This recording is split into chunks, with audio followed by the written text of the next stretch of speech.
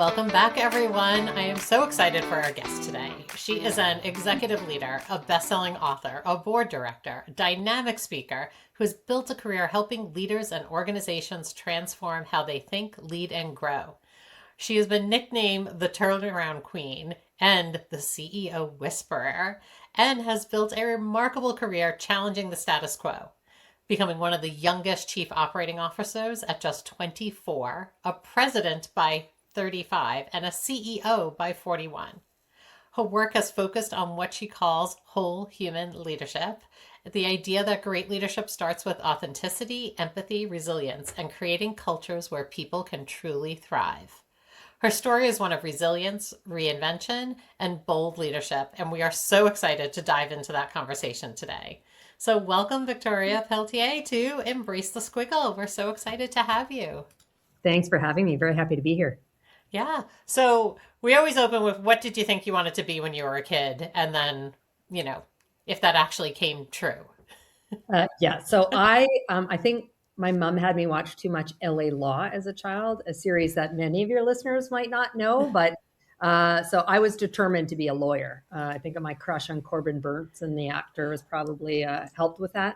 And so that was the plan. But then I went off to university, studying an undergraduate degree before going to law school, and started working, loved the corporate world, loved being a leader. And I kept thinking 1 year before law school, and no, never went.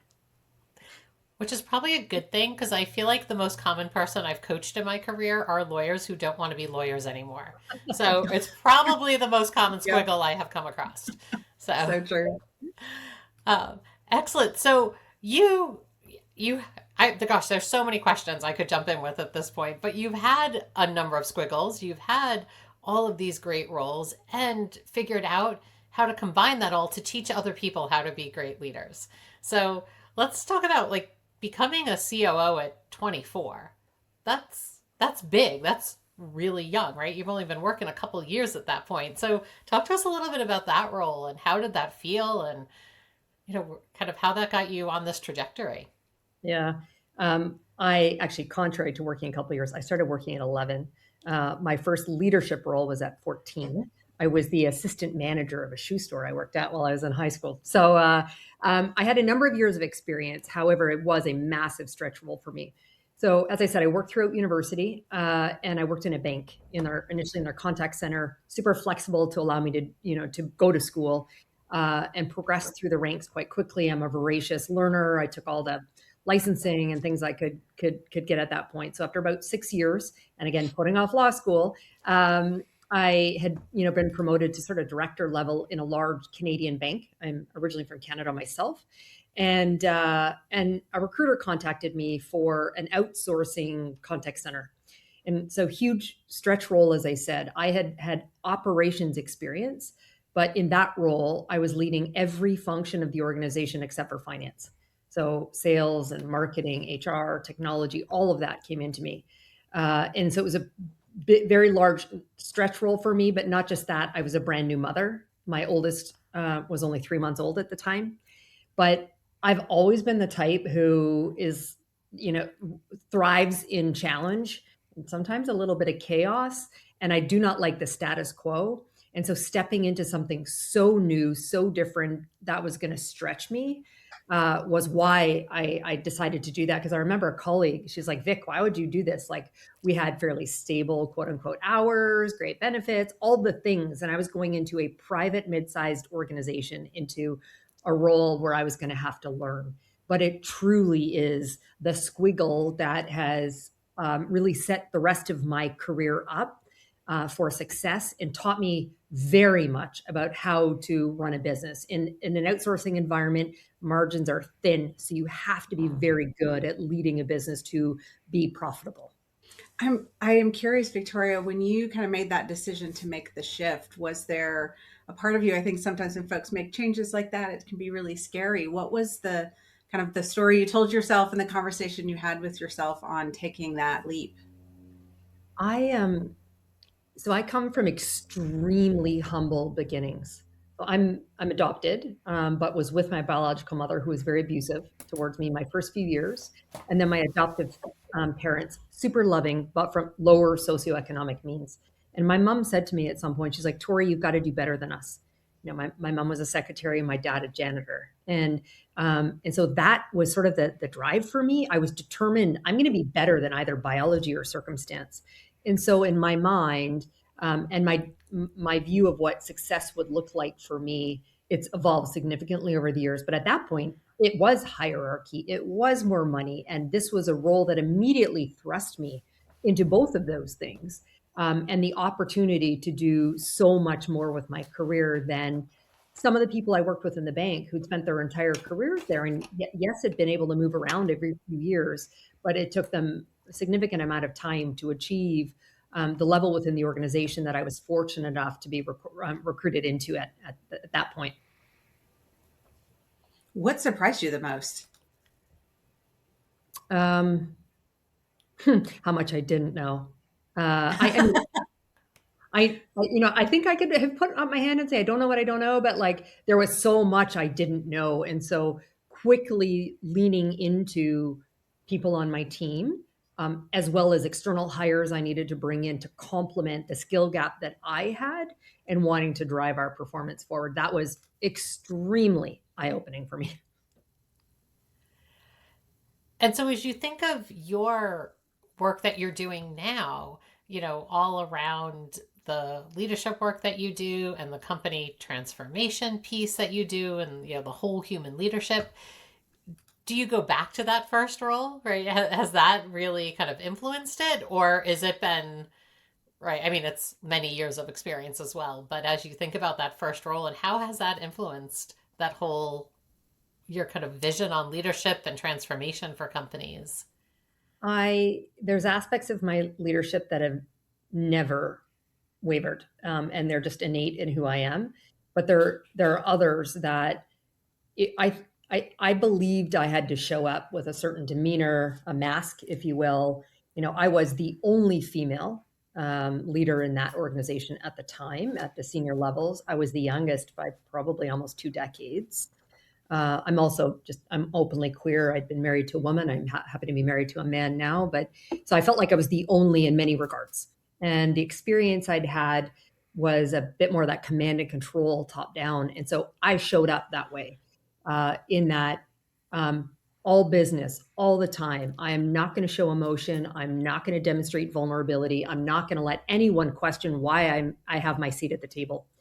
And so I'm thankful. In the intro you named, Colleen, some of the nicknames I'm happy to have today, but I got one a few years into my executive leadership role as the Iron Maiden, right? Ooh. So I would like to think it was, steel fist, velvet glove, but I think it's just because I was the one driving so hard and not demonstrating the innately soft person who I am. Like I cry at Humane Society commercials, like I'm an extremely emotional person, but I never let that show. So that's actually where the evolution towards this whole human leader that we are.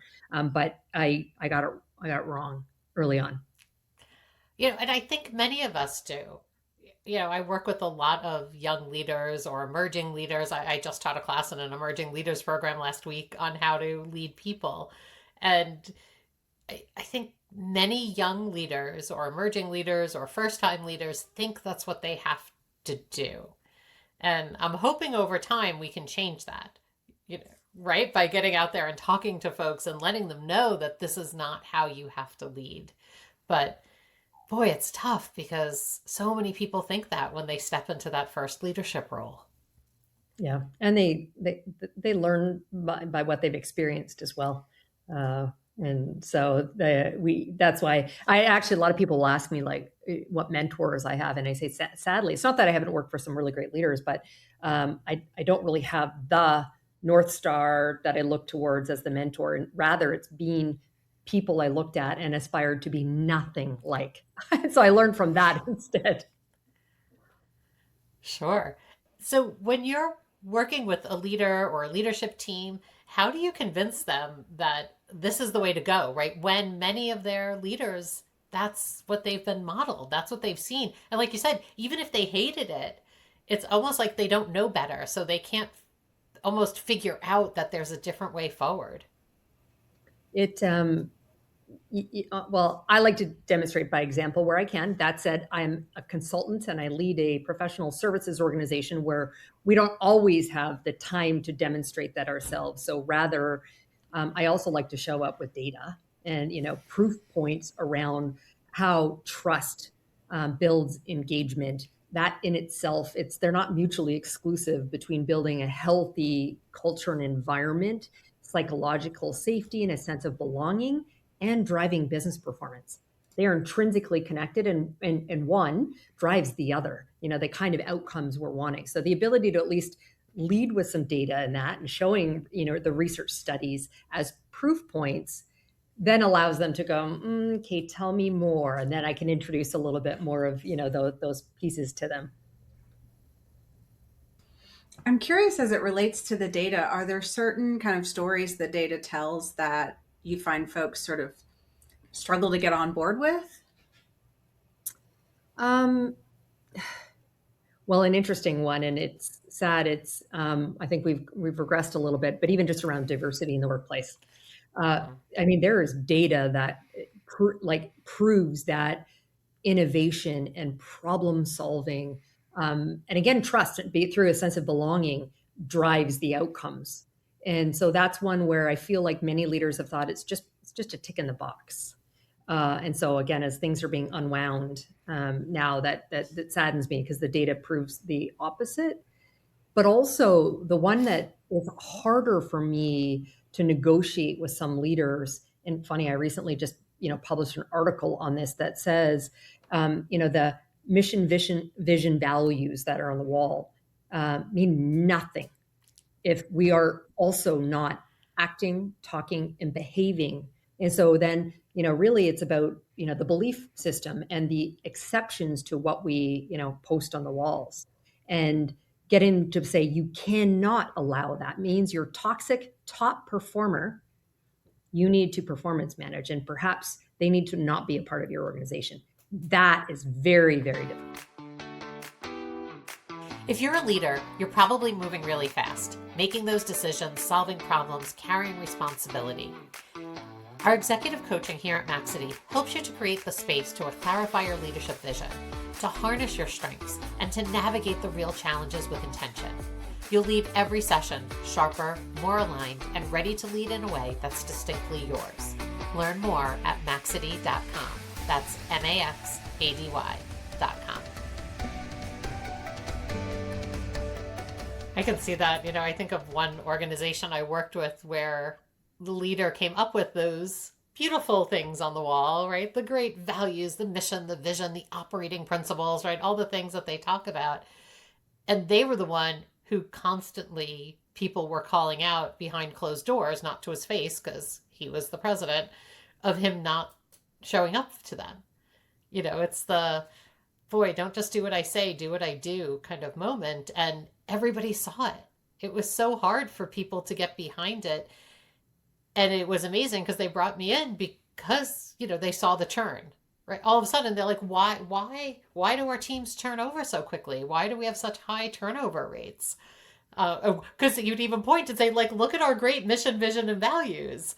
Yet, boy, holding a mirror up was the best thing we could do.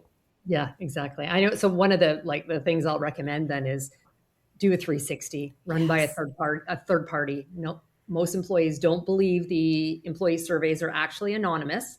So bring in a third party to do it. It makes it very difficult to shy away from the mirror that's been shone on them when people feel safe and can give that kind of feedback in a very broad 360 atmosphere versus just the quarter annual employee survey.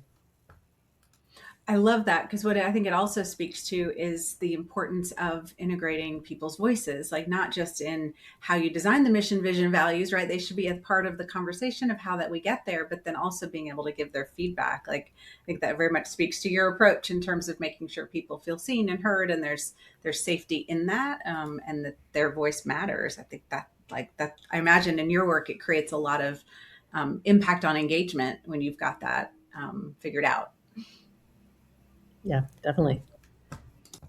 And I know we said in the intro of your nicknames that you have, and I love the turnaround queen. So part of me is like, where did that come from, and how do you get organizations or people or both or everything? How do you get people to make that turnaround and start doing things in a way that feels better and makes more sense? Yeah, I am. So I've had that nickname. That one's a really old one. I mean, it probably came in my late 20s, early 30s. I'm about to turn 50. And the CEO Whisperer is a newer one. But that comes from a few reasons. So one, I've been a part of so many mergers, acquisitions, divestitures, corporate restructure. And as I said earlier, I don't like status quo. So and give me hairy, meaty problems to solve. And so I'm often, in addition to leading kind of the restructuring or integration efforts, many times I'm given a distressed business unit to turn it around. So that's where it came from. But at the second part of that, over how do I lead through that? One, I'm not afraid to have the difficult conversations, nor make the difficult decisions as it makes to around structure. So actually, when I first heard I had the nickname as the Iron Maiden, I thought it was because of that, and maybe in small part, but it was the other part in terms of how I showed up as a leader. So for me, it is also around investing the time. So even in the organization I work in now for clients, I lead what's called people and performance for a global technology company. It's all the enabling pieces to make that transformation happen. And change management is a very big part of that. And so it's, working strategically up front over how are we going to understand how this change impacts the different, we call them personas, but like the different, not just by role, but generation. So the different people and how it impacts them. So let's understand that. Let's build a communication strategy around it. Let's build enablement strategy from there. And then you think of like, who's your change champion within, and it's not always the more senior people. You want to look to different, folks within the organization. And in other cases, it's in my case, there was one very long investment in time. I worked for a company that we acquired 6 companies in 18 months. And so I was consistently having to do some kind of reorg, and as I was integrating them in. And there was one where it would have been, the easy way would have been to eliminate some roles, and some I did, but it was also understanding the connection in a professional services environment. People do business with people they like and they trust. In this case, I Yes. had a woman who was leading a portfolio that was so deeply enmeshed in her client's organization that I knew I couldn't make any changes there, but she was a tough cookie. So I was in my early 30s. I was stepping into a new part of the professional services world. I got moved to New York the first time as this Canadian girl. So she's like, who is this person who's 20 years my junior, who doesn't know this sector as well? And this tough New Yorker, who came at me. And it took a year almost to get her on my side and build trust with her. And in this case, it was even just communicating, like, her name was Kathy. I was like, Kathy, you know this. Like, I'm going to learn so much from you. Here's what I bring. And let's bring this together. And then it was demonstrating that. The biggest turnaround with her was there was a big incident with a member of her team that cost the company money. And our CEO, my boss, wanted to understand who, like, name me the person. And I remember saying, Tom, it doesn't matter. I am accountable. And so I didn't name her or her team member's name. And that was instant trust. And then when we acquired the next company and I needed to go through similar exercises again, she became my biggest advocate, change champion, because there was belief and there was trust. When organizations grow or change, connection is often the first thing to slip, and capacity is right behind it. I'm Jen Pasquale, founder of Lead with Curiosity, and I partner with leaders and organizations to build stronger connection, increase leadership capacity, and create clarity during change. If your people are stretched and your organization is evolving, Lead with Curiosity helps teams grow without losing what matters most. Learn more at leadwithcuriosity.co. Wow, that's incredible. Such I think an important thing to look at, kind of the long term, like the long game, if you will. Like it's not going to be instant. Trust takes time. Trust takes iteration, takes, opportunities to really demonstrate that. And sometimes for leaders, it's hard to be patient for that trust to build. How do you help them sort of be patient through that process? And how do you be patient through that process? That is incredibly difficult, Jen. I am not naturally a patient person. In fact, my husband, when we had our wedding, he wrote his vows that he is the patience to my impatience. So this is a learned skill that I'm much better at professionally than I am personally. And so it is a little bit, you use the phrase, Colleen, like, do as I say, not as I do. It's a little bit of what I need to say because I don't always exercise as much as I should. But, being mindful and present of the need to do it, building some strategies, building some roadmaps. Although at some point, like my patience does run out. That I wouldn't say I normally would take a full year in that example, but she led a $50 million portfolio for us that I couldn't risk. And it's not that it's not about her performance. It was just making sure she was on the bus and helping move us forward. And so it's also recognizing what the trade-offs are as you think about the timing and the patience level you might need. And in some cases, it's going to be very narrow window, again, depending on the impact and whatnot they have within the organization. I know all the Gallup research around leadership, and they talk about people needing from their employers trust, compassion, stability, and hope, right? With trust being such a big part of that, because if there's no trust, it's so hard to do anything else, right? It's so hard to show people that you have compassion for them or empathy or that there's hope for the future or any of those pieces, right? They don't trust that the place is stable or any of those pieces. And so, your other piece of the leadership, the whole human leadership, you talk about empathy in that as well. So how do you see that connection, that trust empathy connection, or does that go into your whole leadership design piece? It does. I think,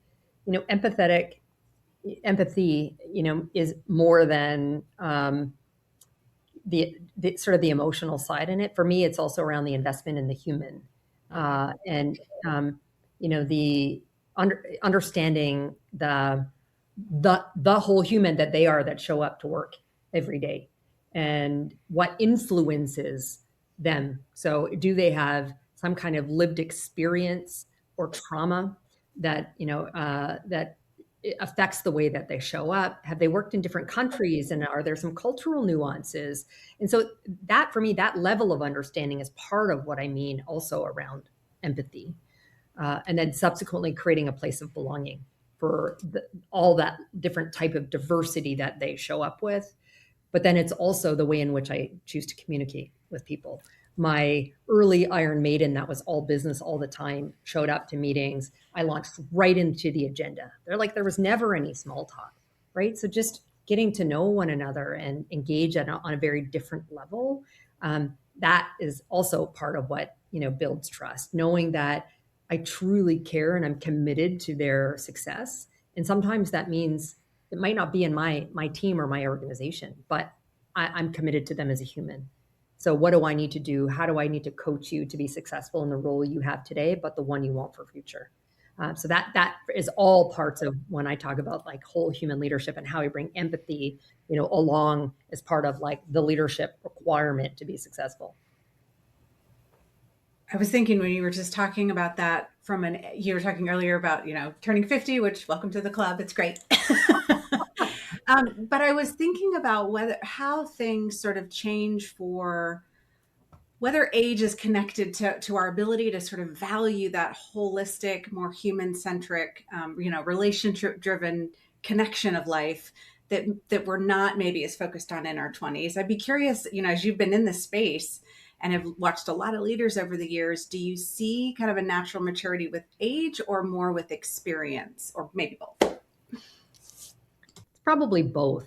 I think there's a level of comfort that often comes with the relationship building process.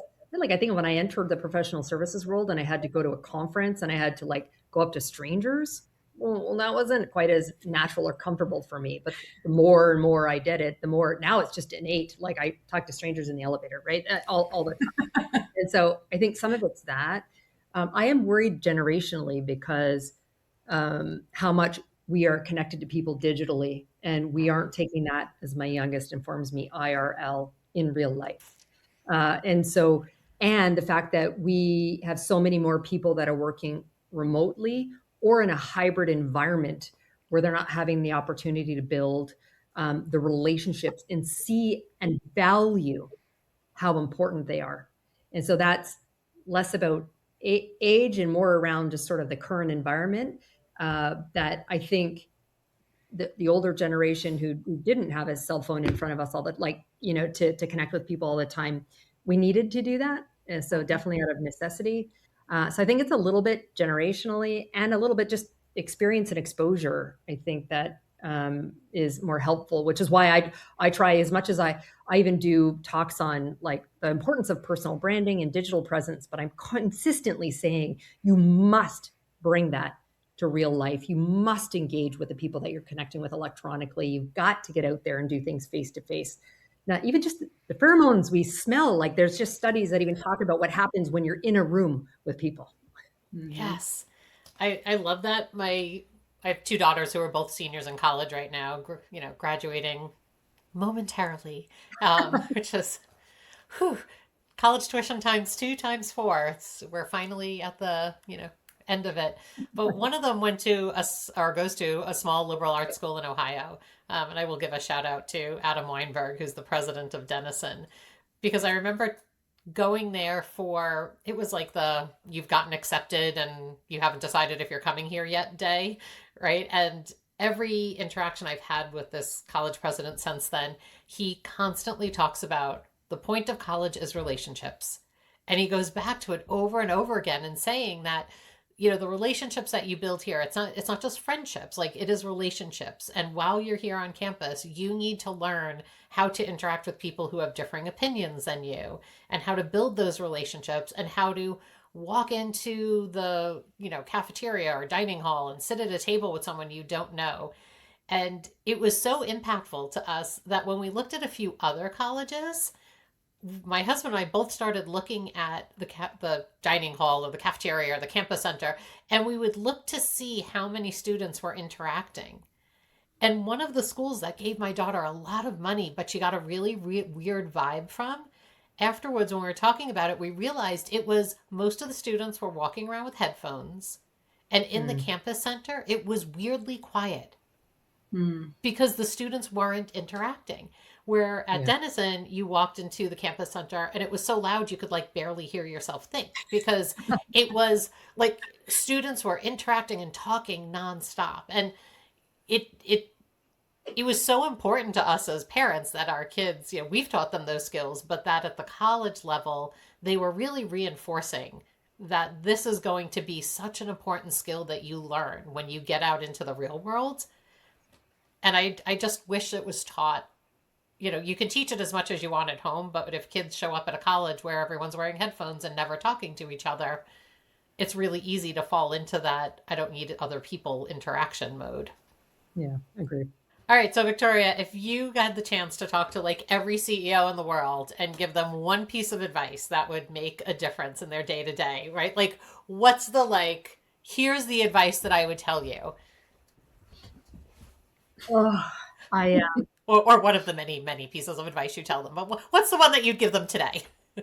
uh, I'm so maniacally focused on culture that it's probably going to be related to that. Yes, I can spend a whole host of time talking about strategy and market, like target, market and all those things. But at the end of the day, like it really is going to be about the culture and the environment that you're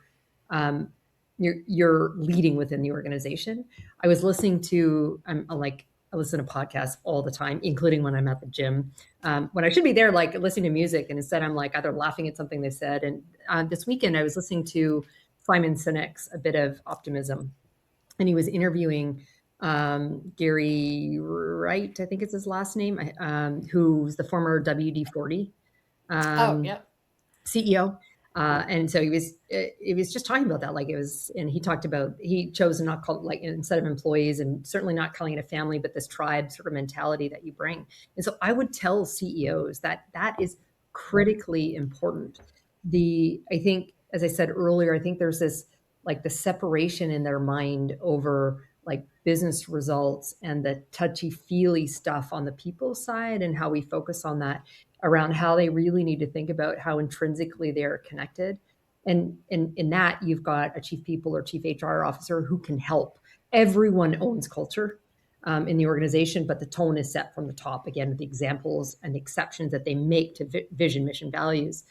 So I tell them to think much more holistically and see the expert in the talent space as being that strategic business partner to help them, again, where they might have gaps or blind spots, to recognize how closely that they need to bring those together, the people strategy with like the business strategy. I love that. That's so important. All right, Jen, I'm going to pass it to you so you can bring us home with our end of podcast rapid fire questions today. I love it. This is the fun part where we get to learn a little bit more about you outside of the work you do. Okay, so let's start with, since we talked about connection and gathering and relationships, let's start with an event with friends and you're bringing food. What is your sort of appetizer of choice that you're bringing? Ooh. Appetizer of choice. Okay. Well, one of my favorite things to do, and I will take this from my French Canadian husband, is fondue. And so you can do cheese. So you said appetizer. So I mean, normally I do cheese, broth, and you can always do the chocolate for dessert. But it just gets people talking. And there's a game you play that if you drop whatever it is, whether it's bread, it's meat, whatever, you have to kiss the person you declare left or right, whatever. It puts people in this fun place. So I'd love to do that. Yep. No, that's super fun. Yeah, that like defines connection for sure. Okay, so let's talk TV. So what are you binging or streaming right now? Any favorite at the moment? I have many, which drives my husband crazy because when I first met him, I told him I'm not a like TV person. I was not young children who were involved in sports. I travel all the time. I really didn't have time, but now I seem to find the time now that my kids are adults. And so I have like guilty pleasures, like watching Naked and Afraid, or On Patrol Live, that live cop show.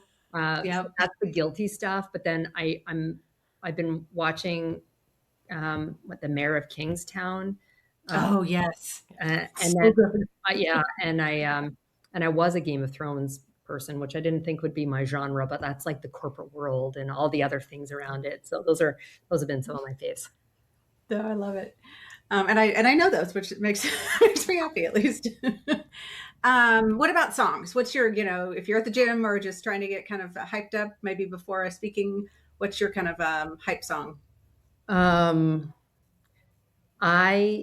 Well, it's newer. I have so much. I love music and I go to live music shows all the time. But Teddy Swims is one of my most favorite current singers. Lose Control by him. I could just put that like on repeat, not like incessantly, and just jam out to that. I love it. All right. So which is a little bit scarier for you, networking or negotiating? Oh, I love both. I love both. Of course. To be honest. However, I'll probably put networking because I find I'm on all the time, that when I go to an extra event for networking, I just find it just exhausting. So I need to just turn down the dial way down, to re-energize at the end of it. So as much as I do enjoy it, sometimes you just gotta, build yourself up, because you're just going to be on for a solid 2 hours or whatever it is. Yes. Are you someone that sets kind of an objective? You're going into a networking, you're like, okay, once this is done, I can go, or are you someone who stays till the end? Depends on what the networking event is. That's fair. Yes. But at a minimum, I generally don't want to be the first person to leave. I try and find that right place. But sometimes I'm very much goal driven and like strategically intentional over people I must meet at that event. Right. Yeah. Yeah, no, that's what I thought. What about books? So your favorite book or recommendation that you want to share to the for the audience, leadership or not? I there that's hard because I mentioned Simon Sinek, huge fan of his work, but I love Malcolm Gladwell as well. I think his stuff is great, and I love his more recent one where he revisits sort of the tipping point. Yes. Same. And But for the audience, well, for those that are in the B2B space, I love there's the challenger customer and the challenger sale that just gets you thinking. So again, understand the people. So just, empathy as we've talked about, but also buying decisions and how they happen. So I often tell my team that it was the challenger customer was written up to the sale one. It was around how many buyers are involved in B2B decision making. This is now written at least, I think, 10 years ago. And I think it was something like 5.3, 5.4. I think that number has gone up dramatically, with many more involved. So just even, I use the word strategic intentionality around networking. Who are the influencers? And so that's a great one just for people who are, getting in or starting to move into more client facing sales or client relationship type roles. No, thank you for both of those.